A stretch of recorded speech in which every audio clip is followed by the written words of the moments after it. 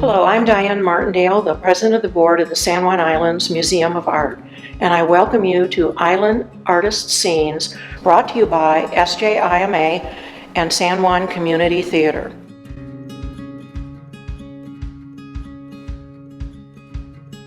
So I guess I've always been creative, and I've always worked with my hands, and clay just, I don't know, you can just start working with clay and fall in love with it. So, all right, so I'm just centering right now. I'm getting the clay in a nice centered, even spin so that I can pull the wall up. If it's wobbly, you're not going to be able to, you're going to have a wobbly pot, and you probably won't be able to throw it. It's really fun to watch people throw. I'm always watching people because I get tips all the time. No matter how much you've done it, everybody has a different way.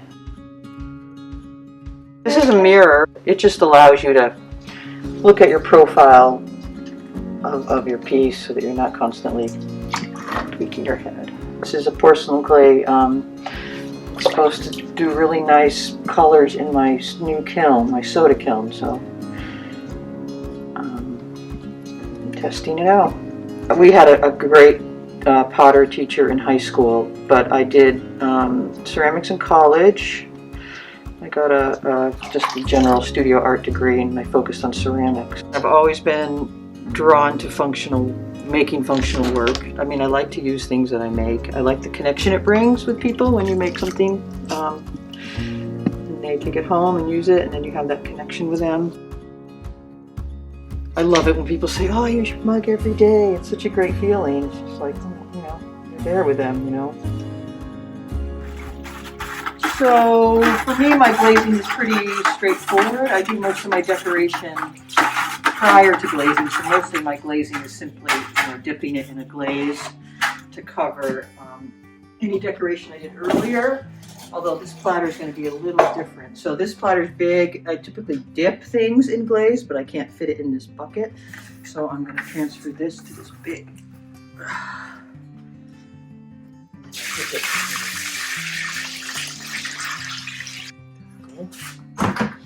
So this will be pretty simple.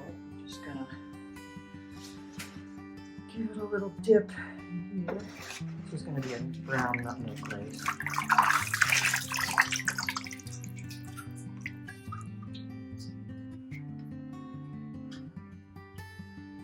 This gives a nice even coat.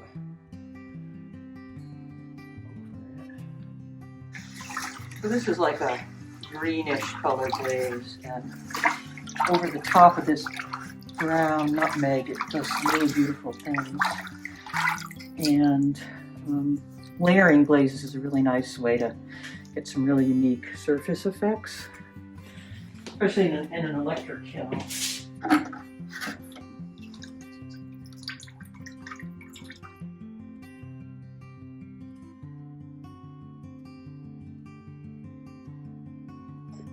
Yeah, the colors will be different where they overlap, and where, like, up top of that little arc, it'll be a little thinner and a little lighter, and the overlap will be a lot darker. I can show you an example.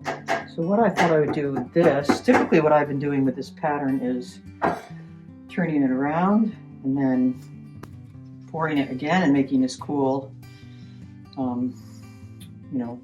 pattern. This is the idea. This is where these overlap here. So you got where it's a little thicker and then thinner, and then this is where I overlap this way and overlap this way. So you get this. So I thought what I'd do with this, because what I've been doing lately is doing these dots. So I thought what I would try and do is a bunch of dots. This is one of my exercises in trying to loosen up with my glazing, because I tend to get pretty precise with my patterns. So trying, you're going for dots, but these aren't perfect dots. But in a field of dots, it gives it a little more interest to have a little bit of regularity going on. Snow. Well, all right, so that pretty much, that's about it. That's just going to dry. See, this is starting to flake a bit. I'll have to smooth that in there, and I may have to touch it up. But that's that one. These guys I made the other day, and I kept them wrapped up because I wasn't ready to put handles on. These were made a couple days ago also. So this style of attaching a handle is called pulling handles. Whenever you attach two pieces of clay together, you have to score them where your attachment's going to be so that they can kind of grip each other and integrate. So I'm just trying to get a nice seal on it so it doesn't pull away. Then you pull it. So I'm trying to get this to be it's pretty thick right now, so I need to just thin it out and get a nice shape. And I just kind of pull it. Then I just kind of eye it, wherever I want it to go, and how big I'm going to need it to be. So that looks about good. So I'm just kind of shaping it a little and integrating it with the body. Then I look at it and I'm looking for a nice curve in that negative space. So then that's about it. I just like clean it up a little, let it dry and integrate, and then wrap it up tight so that it dries together and doesn't crack. So then I take my little stamp and I stamp it. Let's see. This is my little PW stamp that I put on everything. There's one of them. My intention first was to just stay simple, just work with a few things and explore that, because I love the graphic quality of that. Did all white porcelain with a black slip and a clear glaze, and I just did a lot of pattern and a lot of black and white, and I stayed really simple. I just like started with a very simple palette so I could work on design. I make these little stickers out of parchment and tape, and then I just cut out these strips and I cut them and I lay them in here, the strips, and then I glaze it like this and pull it out, and then I peel away all the tape to leave these lines, which I was psyched about these, and then I was like, oh my God, it's taken me a long time. I'm always drawn to the things that take me forever, you know, but they're cool. I love how they look. And so this is a much simpler version, obviously, the one line, but these are really fun. I really like how these turned out. These shelves they're the silica carbide shelves. They're really thin and light, and they resist the soda, which is really nice. You don't have to put like a wash on top of your shelves too. They're kind of fancy shelves because usually kiln shelves are thicker, you know. So here's one of the mugs with the little wadding on that I put on earlier. So it's just a matter of packing things in the kiln, and with soda firing, like an atmospheric firing, you don't want to pack things too tight. You want to have some space for the soda vapors to move around the pots for more effects. So I'm probably going to load it kind of lightly and not cram as much in. Usually you want to put as much in as you can to take advantage of using the fuel, you know, get the most out of what you're spending on your fuel. But with this kind of firing, I can go a little looser, which is kind of nice. And stacking is kind of, I guess, an art that I haven't quite figured out yet. But where you put things in the kiln and how they relate to each other affects how things will look. So that's something I look forward to learning. We shall see.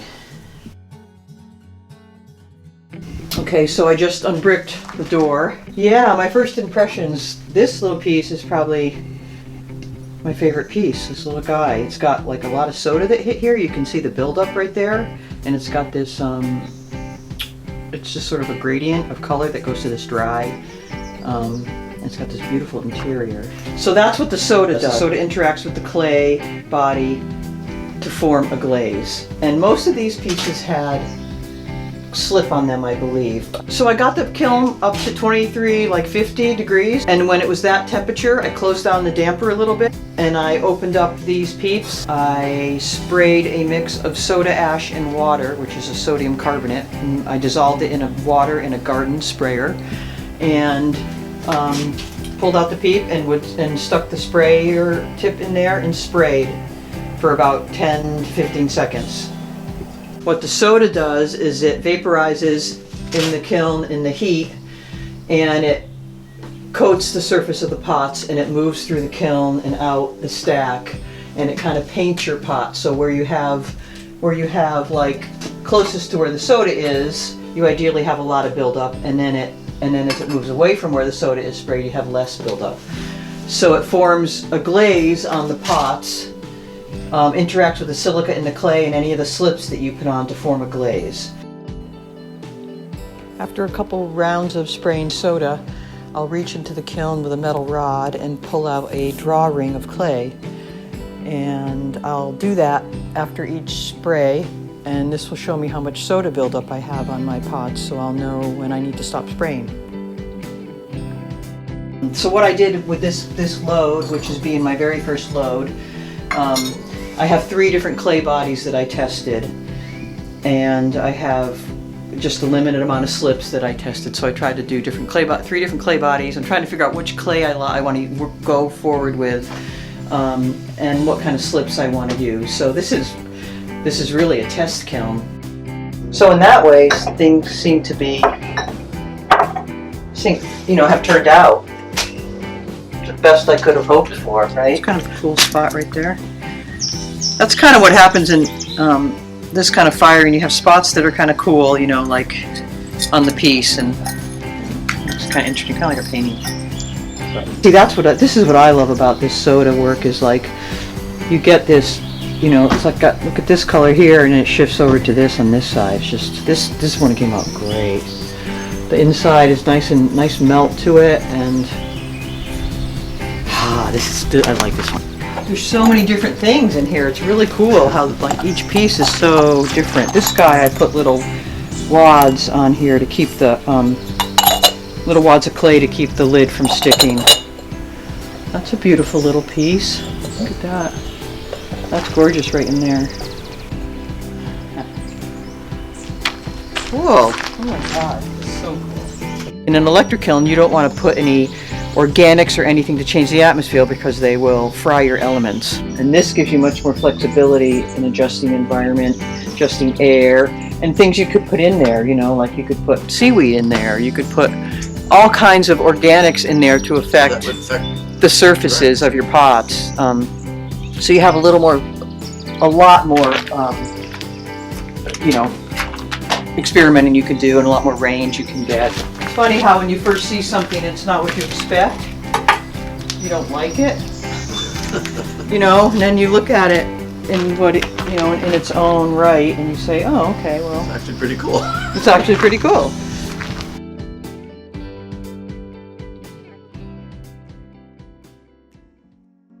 Thanks for watching, and thanks to the donors, volunteers, and supporting families that have made SJCT's 2020-2021 season possible. Click subscribe on our YouTube page to continue to see videos from San Juan Community Theater.